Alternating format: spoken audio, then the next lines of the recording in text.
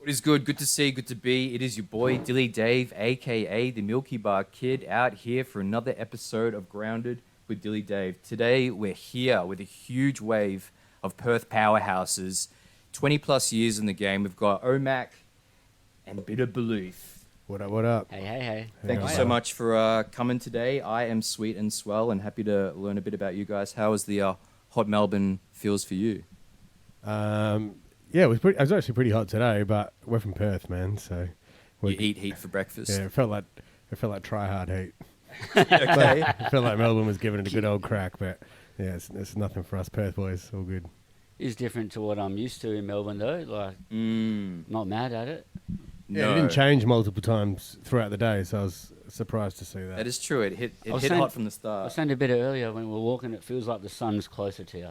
But that could have just been the herbal. Yeah, who knows? Yeah, could have been the herbal, could be the age, like maybe people who are older feel a little closer to the sun, whatever it This could is be. true. Who knows?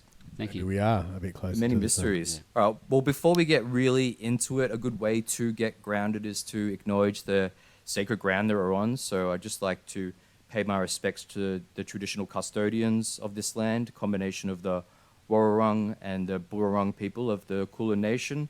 So, just like to pay respects to elders, late emerging, and also kind of acknowledge that sovereignty was never ceded, no treaty is signed, and, we need to keep in mind history and have gratitude for what we have now when we're kind of sharing our own stories. 100%. You should Agreed. learn that in the native tongue for this area. I know. So when I was in community services, I just found that everywhere we were going and like a lot of meetings, or there was just always an acknowledgement of country, and it just started feeling really tokenistic and like a box ticking thing, and it lost all of its actual impact and validity. So I thought, what's the way that if I want to do, because I still want to be able to do that, and I think it's great that you do it as well. Definitely keep doing it. But I thought, what could I do differently to show like a level of respect that says, hey, I've taken it upon myself to go the extra mile, and I actually learn the acknowledgement in Wajak Noongar tongue. So, and then the Noongar and Aboriginal people that we know said that that's probably the most respectful manner in which you could do it in. So, yeah, Right. I feel very empowered when I do it. So I'm just suggesting it as I think you would really like having that knowledge and being able to say it in that tongue. Feels really nice. That's an incredible sharing. Yeah, I think it's a really good reflection. And, there is an element of the tokenism that comes with it. I guess for me, I feel like, a lot of people who would be interested in this type of content kind of would have liked to appreciate something. 100%, yes. For me, I'm kind of a little bit torn in terms of like how well that fits with me, my podcast, and what I'm doing. Because it's not necessarily, you could argue it's adjacent to that, but it isn't quite a focus. But I think the idea of being able to learn something from this culture that you're meant to be kind of honoring or calling out in the moment, you should be able to, bestow a little bit of that upon other people instead of just reading the script, right? Yeah. And I love that the hip hop scene as a whole is very supportive and behind, I guess the mileage and the moving forward that we have done. I guess, although it may be limited and not as much as we all would like it to be. I think the hip hop scene in general has been a massive, reason and catalyst as to why that's happening. Yeah, big driver. I mean, there's a few really huge artists who are, I guess, in the hip hop world who do have those roots and who bring a lot of that story into the conversation. And when it's accessible to people on that level, I think it's a lot easier for people to kind of rally behind. 100%. Yeah. I think we have probably the two, if not the best, two of the best Indigenous rappers in the country on the West Coast for sure. I would say Benny Bajar and Fluent are definitely two. Right. Well, I know even Inkaby as well. Yeah. They're definitely two of my favourite Indigenous artists. I just don't feel like artists in Western Australia or Perth get as much. I don't know what it is. It might literally be the geographical difference, but we definitely don't get as much. I don't want to say shine because... Just props or whatever, right? Yeah, or just maybe... What do you think it people are just is? inclined to always support their own more than elsewhere, And and us being so far, it is like when you travel, you notice in the different cities, the different little slang. Like, obviously there's Aussie slang, but then now travelling, to Sydney, there's a bit more Eshays and like just things like in Queensland, footy is rugby. This Right. like, in WA, it's like Freo Eagles, like war to the death, and I think like I think it's always kind of helped with me have this like fire in my belly, being from Perth, like a bit more something to prove because we are the most isolated city in the world. Chip on your shoulder, yeah, for sure. Yeah, and I think that's better than the other way around, me getting too comfy and thinking it's going to come easy, It's a bit more like, oh, okay, I know it's a challenge. Let's fucking get it. It is interesting how, like, there's these different cultural conversations going around, in the same country. And I guess Australia is such an interesting example because it's such a massive country and it kind of represents a whole lot of different things that are happening. And it might be easier for states in the United States to be able to recognize and have a bit more of a back and forth because they probably feel a bit more maybe nested to each other. But yeah, I mean, there's a massive desert between us. It's kind of wild. You feel it on the traveling, like when you're coming over here. Like artists on the East Coast are pretty lucky in the sense that number one, the cost and then the time involved as well. So for us to fly in show day, like if we were to fly in today, you're fucked by the time you get off the plane. And I know you think it doesn't take much to sit there, but it does take it out of you for sure. And then the time difference as well. So you definitely feel it. Well, yeah, when we're leaving to do a big tour, it's like we're on the road for a month. Whereas we're on the East Coast, you'd be going home every time after the show. 'Cause it's for like $100 right on the East Coast, whereas it's like $1,000 every time you want to. It would be for us to go home, Yeah. So it's like it is a lot like leaving for a month is like it doesn't. Obviously we're lucky to be doing what we're doing, but it's still like it's just I guess we're lucky to be doing this over than your standard mining kind of job. But you're still away for a long time. It takes its toll on your mental health and then also how you live. And this tour, we're all us crew are trying to be a lot healthier and which is good because I said to him like we're at lunch today and I saw all the alcohol in the fridge, and it's looking at me and I'm on the road and day 2 and I'm still no hangover, Right. But and you think you deserve. I sat down and I was like, bro, like it's good having someone with me not drinking because normally it's like, okay, someone else is doing it, then it's just, now what we're doing is normal, and that just becomes every day, so... Let's do it for the sake of it. Yeah, it's good. It definitely, like, as much as people can be a bad influence, you have the good influence as well, so... Yeah. Well, talk to us a little bit about the tour that's happening at the moment. How'd you guys set it up? Who's involved? What's happening? It actually came at a good time for me. OMAC reached out to me and had the idea, but it came at a good time for me because last year and a half, maybe even 2 years... I kind of took a little bit of a back step due to the birth of my son. So I kind of just... Thank you very much. I definitely didn't want to miss out on them first couple of golden years and I work a 9 to 5 as well. So I didn't want to be working the 9 to 5 all day and then get home and be focusing on music or be doing stuff like this and coming away. And I don't even like missing... Like even if I have plans, I always try to make sure I'm home for 7 to put him down. There's something about that I get a lot of enjoyment out of. So that was a big reason as to why I kind of took a step back for a couple of years. But I said to my partner and myself that this year 24 is my lucky number. Always has been. I'm born on the 24th, and Kobe Bryant was like one of my favorite players ever. I feel like the number 24 just follows me. I'm massive on even numbers. I have OCD for it. And maybe they're the not first the luckiest two. Player ever. But Cool. No, definitely. Jesus. But yeah, first 2 even numbers in the numericals. It's just my favourite number. And the year of 24, I said to my partner, I'm going to be going hard this year, and I'm very lucky to have a strong and supportive woman by my side. So she's like, you do you. You were recently married? Recently married, yeah, September. Congratulations. Thank you, my bro. That's fucking awesome. Yes. I definitely saw the new release Strong and saw the music video, and that was some potent romantic stuff. So big ups. Yeah, actually, it wasn't meant to be like that. It was because the dude that I'm collaborating with on that track, James Aberley, he lives in Margaret River, which is about 3.5 hours from Perth. So it was kind of hard to coordinate things like video clips and things of that nature. So there was a few occasions where he was meant to come up to Perth and we could film it, but they kind of fell through. So I said, man, we're running out of time. And then I just had this idea. I was like, why don't we just put it over because we got the wedding video back. I was like, just take the music out of it and all the speeches out of it and just put Strong over the top of it, and it just worked. It actually, like, let's do this. Yeah. Was there any like re-edit involved? Bugger all. Just at the start, I had my sister-in-law's mailbox in it and their home address on it. It said, whatever the number and street is. So we took that out, and at the end there was like this couple of things that we didn't like, so we just chopped them out. But the rest of it just fell perfectly into place. So it was meant flows to so be. nice. Like I've done a little bit of video editing in my video editing time, and I've seen, dude, I watch like fucking five Melbourne hip hop music videos every fucking day, you know. And the cutting, the flow of it, the actual matching of the lyrics and the imagery, like.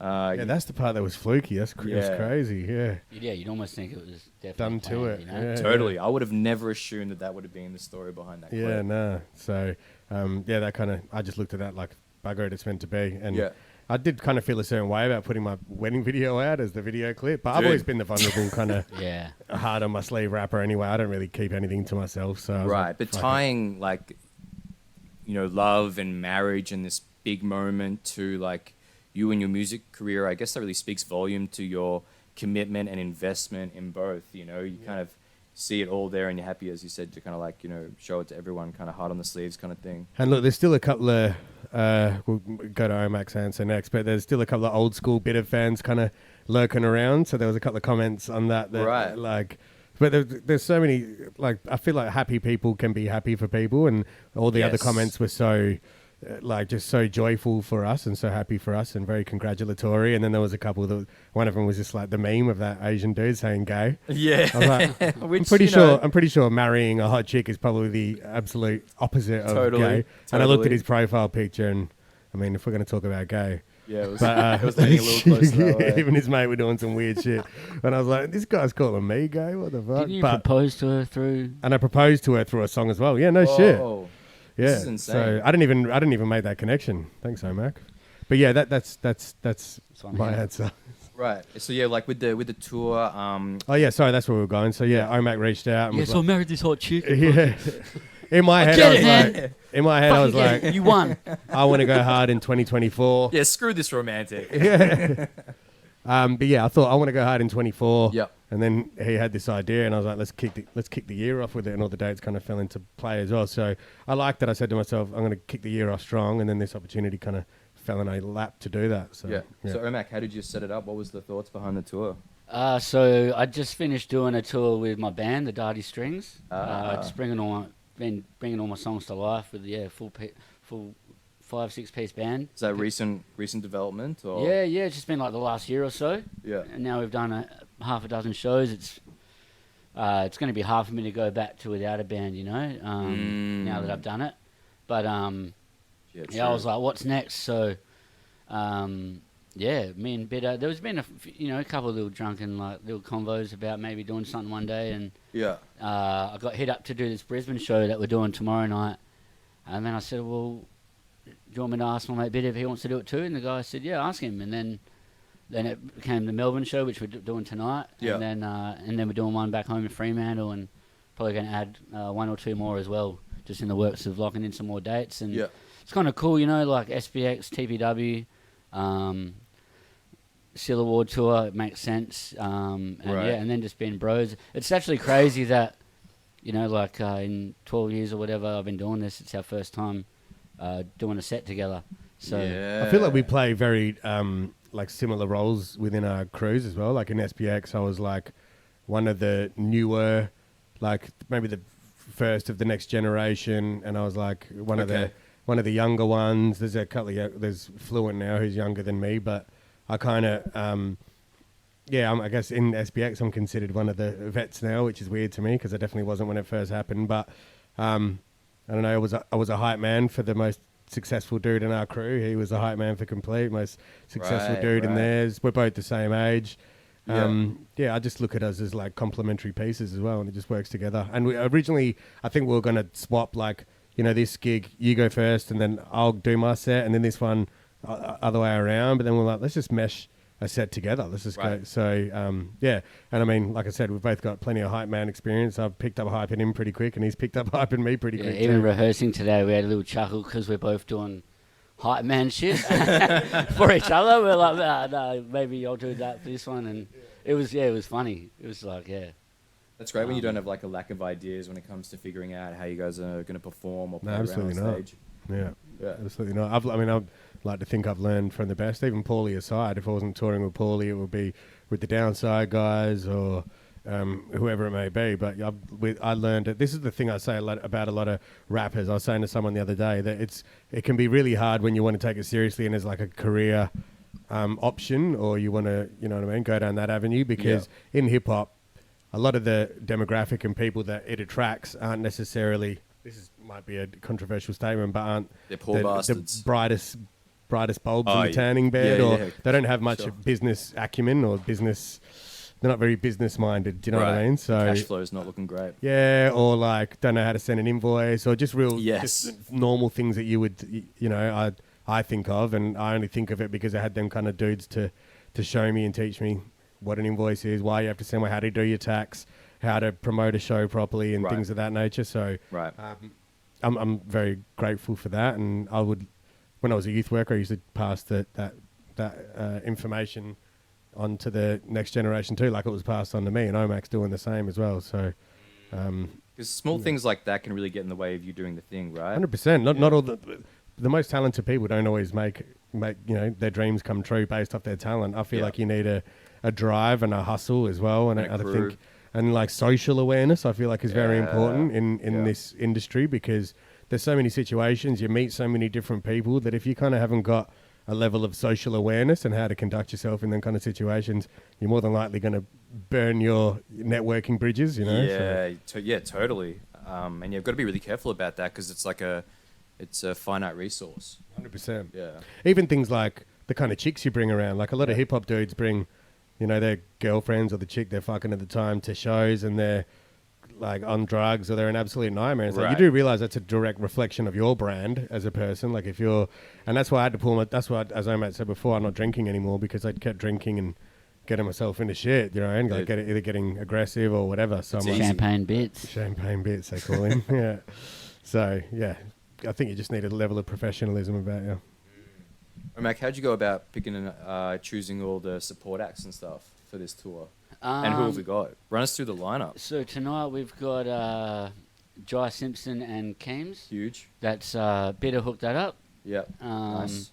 Then we've got Phoenix. She's been doing her thing for a few years now. Yeah. Doing some stuff with Sloth, etc. Yeah, she actually won a competition that Complete did. Oh, true. I do actually remember that. Yeah. And she got up and did Bloodstained Nikes with us, and then so reached out to her. She actually recommended her friend Court's one. Yep. Who's performing tonight. I haven't met her, but I checked out one of her songs, and you can tell straight away if they're whack or not, so I knew that she was true. Dope, so got her on there. And then there's I'm terrible, someone else I'm forgetting. Oh, obviously Aero D. Yeah, Aero D, who's our boy from WA, who's here now. Who was the link for the podcast, who kind of set this up in a way. Yeah, so shout out to Aero D. Shout out to Aero D. He might come in at the end. Our brother Tonight is coming through tonight as well. Special guest. Yeah. Nice. Have you guys collaborated on tracks with each other before? You got a few... OMAC and I? Or? Yeah, you two. Yeah, we got more so old school. Like OMAC said before, when we were younger and everyone was mixtape stuff, kicking about, doing mixtapes, just at people's houses. On the come up kind of thing. Recording on the fly and writing on the fly. Resume. But now, I'd say the two most recent ones are What Up and, man, even Hear My Name, that's still 6 years ago. So the most recent one will probably be What Up. Okay. Yeah. Nice. Sweet. Yeah, just thinking about, what the audience could listen to if they got a sense of both of you guys together. Yeah, What Up's a good place to start for sure. Yeah. Yeah. Cool. Yeah. So this question goes to both of you, obviously, but what makes hip hop really important to you? Like, what's the big why or the big thing behind it? Just for me, just getting shit off my chest. Yeah. That's just personally. Or even just not even just getting stuff on my chest. Just it's always been my way of escaping from a very young age, watching Run DMC on video hits. It's like that, with the breakdancing and shit. I was just so mesmerised, if that's the word. That's why I think I always wear red, black, white, Adidas. Just yeah. And then as I got older, I was actually my mate Patrick from school. His older brother showed us like Cypress Hill, Wu-Tang, stuff that, especially being from Australia, there was no YouTube. Like you really had to get told by older people, You know, like a lot of it, my auntie's kind of like my big sis. She's only about 6 years older than me.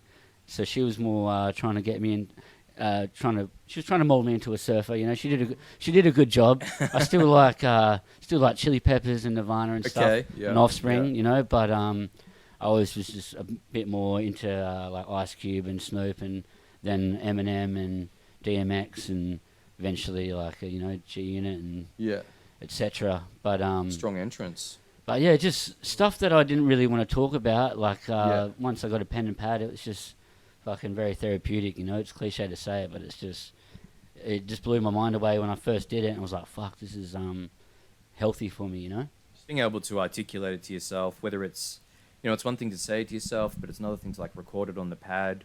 It's one of the most like ultimate forms of self-reflection. Hey, for sure, for sure. Yeah, I would say expression as well would definitely be number one for me. Connection too. Like at the start, I remember you said something about what keeps us going, and then there's definitely been times in my older age where I'd consider throwing the towel in and taking a step back. But I guess one of the things that keeps me going is I really enjoy the creative process of it, like not just making music for an end result, but I enjoy the parts where you like can't figure a line out or you can't make it flow, and then your brain and then things just slip into place and you're in your room going, that's a sick line. Crazy genius in you. Yeah. I still got it, baby.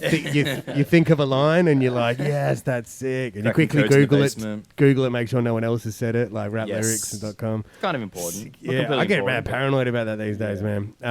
There's only so many words under the sun, right? Totally. But yeah, expression for me, that feeling a connection to people. And when they reach out and they send you messages like your music has saved my life, like you would have had that before as well. Like that's a big one. If you're an emotive kind of rapper that, has very emotional tracks, I feel like you're inclined to get a lot of them messages. And a lot of the time they're things that fuel me, you know what I mean? It's like, I don't feel like it's a selfish thing anymore. Like as much as I want to make additional money for my family and stuff, it's also like a here to serve thing. Like I'm not a really religious person, but I'm quite spiritual, and I feel like if you can serve in some kind of way while you're here to community or what I mean, outside of yourself, then you should be of service to people. It's a good feeling. It is. It gives you a good feeling, man. Being on stage is a rush. Recording, even the writing process. I love it all. Yeah. I love that idea of the service idea in terms of trying to figure out the meaning or the why behind it, because it's one thing to do it for reflection. I mean, there's no like obviously right or wrong way. There's so many different approaches to the thing. But yeah, one approach is to really try and figure out yourself and kind of, figure out what's happening in your mental. And another approach is like trying to share whatever you have by giving to others. And I guess like they're both kind of almost doing the same thing. But it's a good way to have a reason to get up in the morning is to try and serve people something.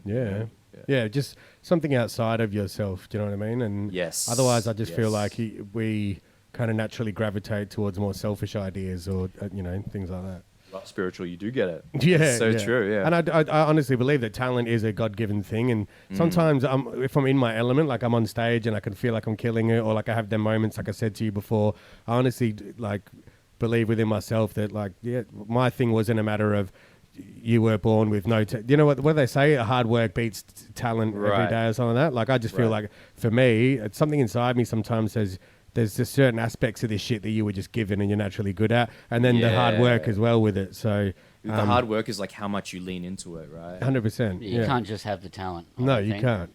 Like I said before, it has to be coupled with like a hustle or a drive. There's so many people out there where their talents go to waste. We know so many of them. Rest in peace, John Kavanagh is like a massive example of it. Right.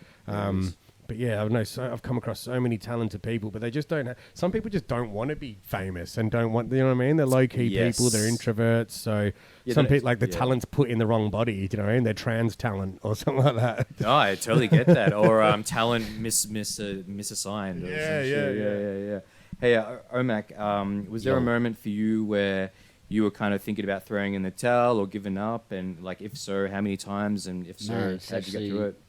It's funny because I never had until about, I'm going to say about a year and a half ago. Wow, that's fresh. It was our first tour back after COVID. Or like after, when the borders opening. And yeah, one of my friends passed away while it was a few days into the tour. It was obviously there's no good time for it, but it was like, been waiting for ages to get back on the road. A few days in that happened. Yeah. I just wanted to get home, and then like a terrible FOMO and shit. And I just remember getting back and just thinking like, I don't know, there's lots of stuff going on in my mind. And then I remember just thinking like, oh, I need to maybe start thinking of a plan B. Never really had, because I thought if I thought like that, I'm already failing, you know? And then Arguably, but who knows, you know? and then I ended up getting offered a role similar to Bitter, doing like mentoring and working, primarily doing music in the studio with like young Indigenous kids back home. Yeah, perfect. Shout outs to my boy Zero MC, he hooked that up for me. And it was actually just a crazy time because I'd always thought about it. I talked about it with my old girl, and I never committed, never, you know, wanted to just put the music aside. And then it come back from my mate passing, and Right. that came to me. It was like, I think all the timing was right, you know? But then at that exact same time as I'm like, okay, this is what I'm going to do now. The music will just be my hobby. Yeah. And I'm going to put all my focus into this youth work. I like it, like we were saying, you know, it feels good to give back. You know what it's like to not have the help. Yeah. And, but then, you know, it was within a week or two, I get a call from Shell Complete saying, oh, looks like we're going to do our first, like, international tour doing UK, Europe. Hell like yeah. a dozen shows. I was like, what the fuck? Wow, yeah. Couldn't we have done this 5 years ago, you know? Like Yeah, obviously I'm not yeah. complaining. It was just crazy. I was like, man, I'm thinking like, okay, I'm about to chill out now. And then Right. last year ended up being the craziest year for me ever. I did like 40 shows, Shit. headlined the majority of them. Yeah. Most of them were outside of my home state, halfway out of my home country, Yeah. which is crazy. Yeah. And then it was, so obviously now like, I am going to juggle both. Music will always be my main thing, but Yep. there's no reason why I can't do both. But yeah, True. that was the one time I thought about it, and it was like the universe said, "Nah, man, keep doing you," you know. I feel like that's a great motivator and reason why as well. Like sometimes things just fall into place, or it's like the universe's way of saying to you, every time you're thinking about it, something will happen where you go, okay, obviously I wasn't on the right track there, or the right, you know, train of thought. So yeah, I agree with OMAC.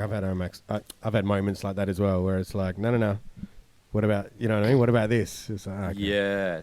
The external forces, you know, the universe fucking tips its hat to people who are out there trying to do a thing, you know, with some purpose, like trying to create some kind of path. I also feel like comparison is the thief of joy, and then if you in this industry, if you 100%. start comparing yourself to other people and kind of adopting that victim mentality, which I do have, I do habitually sometimes. In the past, anyway, I'm being more conscious of it at the moment. But where you're like, man, I should be bigger. I feel like I'm better than him. Why is he doing them numbers, or why does he have that many followers? Totally. I'll wrap circles around him. You know what I mean? So, but you just got to make sure you just keep focusing on you, stay in your lane. Like whatever he's doing, there's certain things that he is doing that I don't want to do. You know, and that might be why. And there's certain things about my brand that I don't want to sacrifice, and maybe that's why he's where he is. But who knows? All I need to know, all I know is I need to keep my head down and focus on what I'm you're losing doing. if you're worrying about other people's 100%. shit, you know? Yeah. Harrison's the thief of joy. It's such a epic, fucking powerful quote or statement or sentiment. You know, I think it's across the board. It's not even music. It's everything. 100%. It's like within your friendship group. It's within your family. Like it's just fucking everywhere. And I've got a habit of comparing. My partner just sent me something earlier, and it was like, if you needed to put things into perspective, like only 20% of Australians earn more than 100,000 a year. I've finally got a 9 to 5 when I'm earning more than 100,000 a year. Yeah. And then like a few of these other things that, like, you know, a majority of Australians, what position they're in. And obviously every single one of them points, I was in a better position, because my partner knows I'm always like down on myself. I've got to do better. I've got to make more money next year. And I put stress on myself, but it's like, but she sends me that. And what I see is like, yeah, but you want me to compare myself against losers. I don't compare myself against losers. I compare myself against winners. But what that does is makes me feel inferior. So I've got to be careful. It starts making me go, man. Yeah, I look at my Paisley little 12,500 followers, and then I look at Shelley Complete or something like that, and I'm like, this is bullshit. But then, like I said, fuck it. That's his story. That's what's going on for him in his world. This is your world. Work with what you got, and don't use it as I never become jealous of my friends, but I need to. Right. You do have that natural when your best friends are like, you know, we're closest with Draft and Complete. Right. very esteemed and probably the 2 best rappers in the country, in my opinion. Yeah. It's very hard to, you're just working on your music. You think you got some bangers and this album's going to be amazing. And you're on their level. And you're like, this is my best shit so far. Go catch up with one of them. They show you their new shit. You come home like, man, fuck this shit. I got to start again. True. Yeah, because it's not always a gauge of what is good or not, So, like, it's true. It's not good to compare. I was definitely guilty of that. I try not to anymore unless it's comparing with my own stuff and own views or numbers or whatever. Yeah. But also you got to kind of see what other people are doing to try and is what I'm doing right? Like I said, it's not whether it's good or not. It's just is what I'm doing right.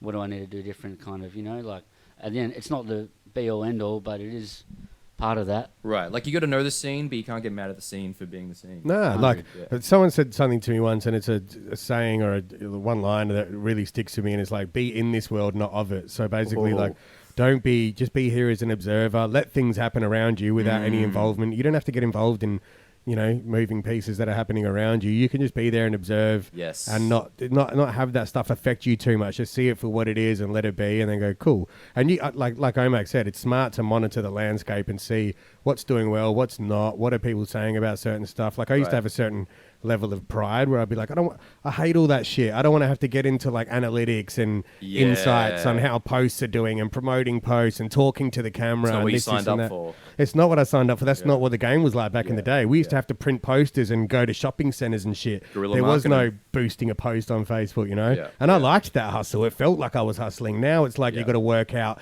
algorithms and this, and I hate that shit. But guess what? That's the situation we're in. And it's like, do you want to do this shit or not? Yes. Then shut the fuck up. Stop feeling sorry yourself. Learn it, adapt, and keep pushing. So that's my focus. Like I said, in the past, I'm not boosting posts, but this year I'm like, fuck it, I'm boosting everything. I'm going to put my all into it for a year, and if I don't go to that next level, then whatever. I just do it as fun and as a hobby. But I just need to go real hard for a year. Yeah, you'll test a bunch of shit. Some of it will work, some won't. Whatever. At least you did. At least you played around with it. Like OMAC was saying, it's unpredictable, man. I've had songs in the past where I'm like, this is going to be it. This is going to take me to the next level, and it doesn't. And then there's Terminal was a promo track that me and Complete were just dropping before we had a mixtape coming out or some shit. You literally can never pick it out. And it just flew off. And I'm like, what the fuck? We were tripping out. It was like nearly went viral when it dropped. So, OMAC's right. You just focus on the expression and the creativity, and if it's meant to be, the rest will fall into place if you deserve it. It'll be a track that you had no belief in, and it does fucking... Yeah. I think that's why, though, because you haven't put this pressure in your head. 100%. Like, especially writing it.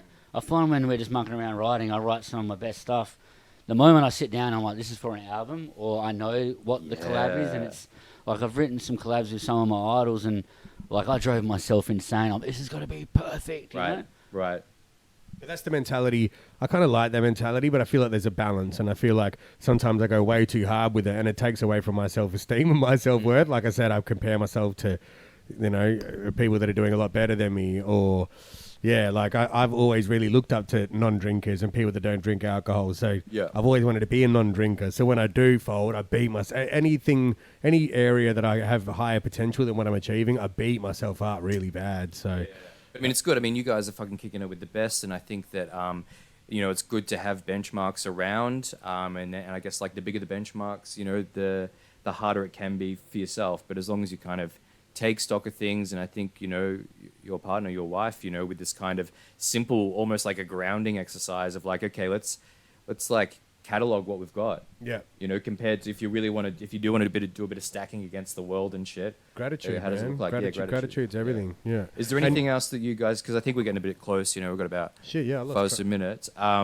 So maybe just to wrap it up, let's go through a couple of things that you both do daily or weekly to kind of keep you on the path, doing the thing, keeping you grounded, keeping you cool, calm, and collected. Well, it's funny you say that. We've actually got a little group chat called What the Fit. It's just a few of us. Nice. I think we're all MCs from Perth, and it's only been the last few months. It was actually building up to the end of the year. We said, let's all chuck in our health goals, and nice. It's a bit different to the previous group chats we've had, Yeah. I mean, we've still had to... It turns like that sometimes. Still had to pull up everyone, like, use the other chat for that, Some heinous But, it's good, man. Like, like, we'll see someone... you know, having a bit too much fun, and it's like, what happened to you goals, you know? Yeah. But just things like, for me, I've been going to the gym like pretty much on average 5 days a week. Yeah. Crazy for more like mental, you know, like I struggle still with my diet and shit. I'll eat what's convenient, you know, I'm always on the go kind of thing. Sure. But still, me being there is better than me not being there, and I just leave in such a better place, especially the days where I feel a bit fucking like, you know, Kurt Cobain, and I come out feeling like Courtney Love, like, yeah. Yeah, a little Don't know bit what better. that means, but we'll just go with that. Not a bad analogy. But, We'll dissect that later. yeah. Cheering. Hey. For me, And water.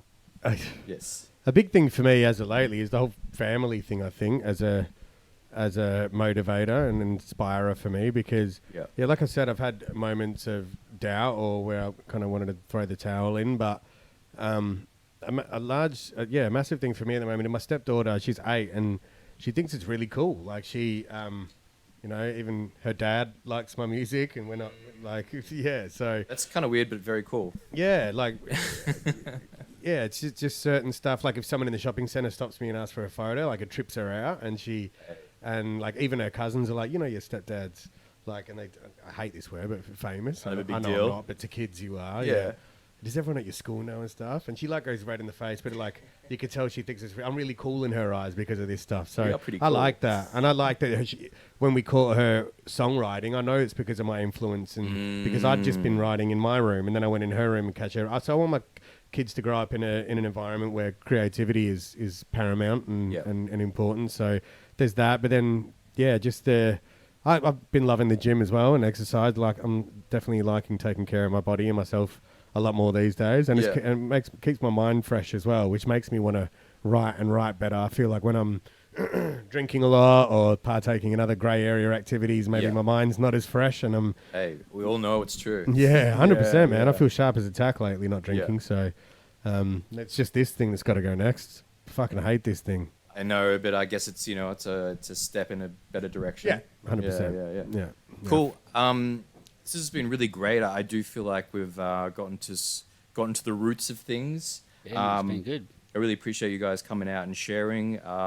Melbourne's always fucking happy to have you guys. Even though Perth might end up being a little bit more shredded to Melbourne. Maybe Melbourne's too soft at the moment. I guess we better fucking step it up.